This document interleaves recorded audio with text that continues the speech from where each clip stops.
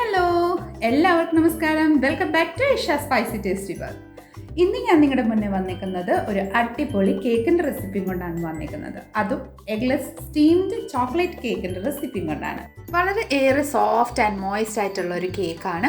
കുട്ടികൾക്ക് വരെ ഇത് പെട്ടെന്ന് തന്നെ തയ്യാറാക്കാൻ പറ്റും. അപ്പോൾ തീർച്ചയായിട്ടും നിങ്ങൾ എല്ലാവരും ഈ ഒരു ന്യൂ ഇയറിൽ ഈ ഒരു രീതിയിൽ ഒരു തവണയെങ്കിലും കേക്ക് തയ്യാറാക്കി നോക്കിക്കോളൂ. നിങ്ങൾക്ക് എല്ലാവർക്കും ഇഷ്ടപ്പെടുന്നതായിരിക്കും.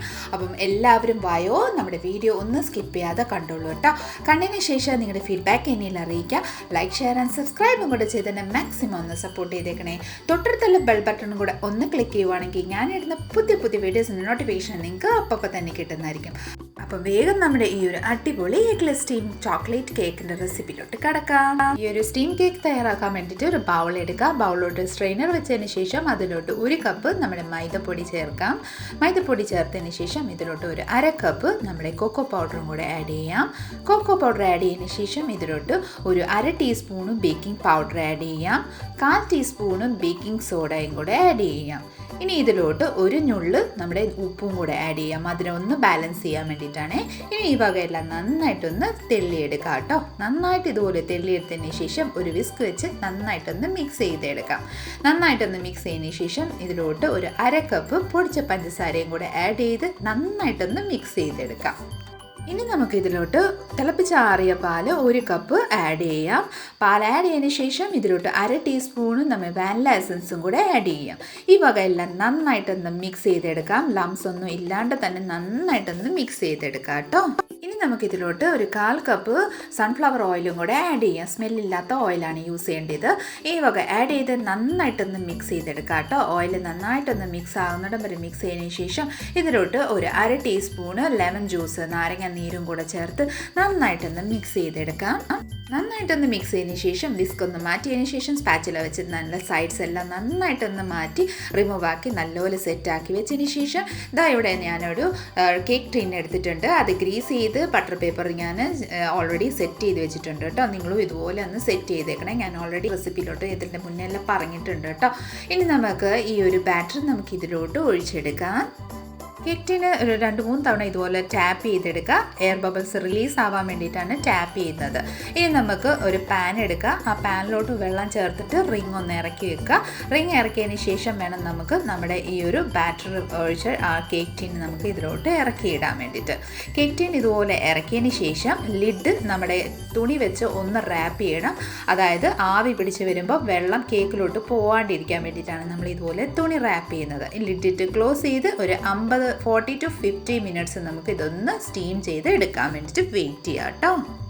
ഒരു 50 മിനിറ്റിന് ശേഷം നമുക്ക് ലിഡ് ഓപ്പൺ ചെയ്ത് നമ്മുടെ കേക്ക് ഒന്ന് ചെക്ക് ചെയ്യാം കേട്ടോ.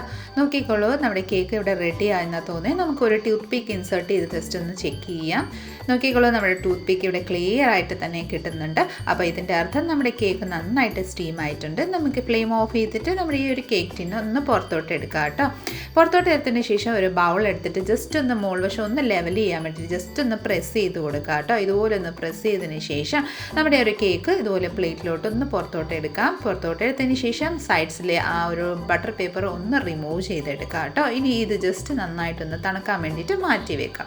ആ സമയം കൊണ്ട് നമുക്ക് നമ്മുടെ ചോക്ലേറ്റ് ഒന്ന് ഡബിൾ ബോയിൽ ചെയ്തെടുക്കാം. അതിന് വേണ്ടിയിട്ട് ഒരു ബൗളിൽ കുറച്ച് വെള്ളം ചേർത്തതിന് ശേഷം ആ ഒരു വേറൊരു ബൗളിലോട്ട് നമ്മുടെ കുറച്ച് ചോക്ലേറ്റ് ഇതുപോലെ ഒന്ന് മിക്സ് ചെയ്ത് ഡബിൾ ബോയിൽ ചെയ്ത് ഒന്ന് നന്നായിട്ട് ഇതുപോലെ ഒന്ന് മെൽറ്റ് ചെയ്തെടുക്കാം കേട്ടോ. അത് പെർഫെക്റ്റ് ആയിട്ട് നമ്മുടെ ഡബിൾ ബോയിൽ ചെയ്ത് നമ്മുടെ ചോക്ലേറ്റ് ഗനാഷ് ഇവിടെ റെഡി ആയിട്ടുണ്ട്. നമ്മളത്തെ കേക്ക് ഇവിടെ നന്നായിട്ട് തണുത്തിട്ടുണ്ട്. ഈ ഒരു ചോക്ലേറ്റ് ഗനാഷ് നമ്മുടെ ഈ ഒരു കേക്ക് മേലെ നമുക്ക് ജസ്റ്റ് ഒന്ന് സ്പ്രെഡ് ചെയ്തെടുക്കാം കേട്ടോ. നന്നായിട്ടൊന്ന് സ്പ്രെഡ് ചെയ്തെടുക്കാം. കാരണം കുട്ടികൾക്കൊക്കെ ആണെങ്കിൽ ഭയങ്കരമായിട്ട് ഇഷ്ടപ്പെടുന്നതായിരിക്കും. സോ നന്നായിട്ടൊന്ന് ചോക്ലേറ്റ് ഗനാഷ് ഇതുപോലെ ഒന്ന് സ്പ്രെഡ് ചെയ്തെടുക്കാം കേട്ടോ. അപ്പോൾ ഇതാ നമ്മുടെ ചോക്ലേറ്റ് ഗനാഷ ഇവിടെ ഒഴിച്ച് നന്നായിട്ട് സെറ്റ് ആയിട്ടുണ്ട്. ഒരു 10 മിനിറ്റ് നമുക്ക് ഇത് ഫ്രിഡ്ജിലോട്ട് വെച്ച് ഒന്ന് തണുപ്പിക്കാൻ വെക്കാം.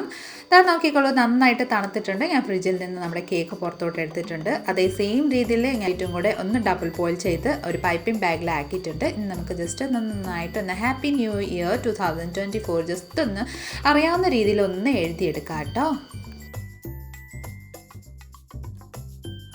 അപ്പോൾ ഇതാ നമ്മുടെ കേക്കിയുടെ സെറ്റാണ്. ഞാൻ കുറച്ച് ചെറീസൊക്കെ നന്നായിട്ടൊന്ന് സൈഡ്സൊക്കെ ജസ്റ്റ് വെച്ചിട്ടുണ്ട്. അപ്പോൾ ഇതാ കാണാൻ എന്ത് ഭംഗിയാണ് കേട്ടോ, കഴിക്കാനും അത്രയ്ക്ക് ടേസ്റ്റിയും കൂടിയാണ്. കുട്ടികൾക്കും നമുക്ക് എല്ലാവർക്കും ഇഷ്ടപ്പെടുന്ന ഒരു രീതിയിൽ സ്റ്റീംഡ് കേക്കാണ്. അപ്പോൾ ഇതാ ഞാൻ ജസ്റ്റ് നിങ്ങൾക്ക് വേണ്ടിയിട്ടൊന്ന് കട്ട് ചെയ്ത് കാണിക്കാം കേട്ടോ. അപ്പോൾ ഇതാ നോക്കിക്കോളൂ, എന്ത് സോഫ്റ്റ്, നല്ല സ്മൂത്തായിട്ട് തന്നെ നൈഫ് ഇൻസേർട്ടായി നന്നായിട്ട് കട്ടായി വരുന്നുണ്ട്. അപ്പോൾ ഇത് കാണുമ്പോൾ തന്നെ നിങ്ങൾക്ക് മനസ്സിലായില്ലേ, നല്ല സ്മൂത്തായിട്ട് സോഫ്റ്റ് ആയിട്ടാണ് നമ്മുടെ കേക്ക് ഇവിടെ റെഡി ആയിരിക്കുന്നത്. ഇത് ഞാനൊരു ഫോർക്ക് വെച്ച് ജസ്റ്റ് ഒന്ന് കട്ട് ചെയ്ത് നിങ്ങൾക്ക് വേണ്ടിയിട്ട് ഞാൻ സെർവ് ചെയ്യുന്നുണ്ട് കേട്ടോ. നോക്കിക്കോളൂ, വാവ്, എന്ത് സോഫ്റ്റ് ആൻഡ് മോയിസ്റ്റ് ആയിട്ടാണ് നമ്മുടെ കേക്ക് റെഡി ആയിട്ടുണ്ട്. അപ്പോൾ നിങ്ങൾക്ക് വേണ്ടിയിട്ട് ഞാനൊന്ന് ടേസ്റ്റ് ചെയ്ത് നോക്കട്ടെ. വാവ്, നല്ല സോഫ്റ്റാണ് കേട്ടോ, നല്ല സോഫ്റ്റും നല്ല മോയിസ്റ്റ്, വായിട്ട് അല്ലിങ്ങി പോകുന്ന അത്രയ്ക്ക് ടേസ്റ്റി ആയിട്ടുള്ളൊരു സ്റ്റീംഡ് കേക്കാണ്. അപ്പോൾ തീർച്ചയായിട്ടും നിങ്ങളെല്ലാവരും ഒന്ന് ട്രൈ ചെയ്യണം കേട്ടോ. അതാ മക്കളെല്ലാം ചോദിച്ചു മേടിക്കുന്നു, ഞാൻ അപ്പോൾ അവർക്കൊന്ന് കട്ട് ചെയ്ത് കൊടുക്കട്ടെ.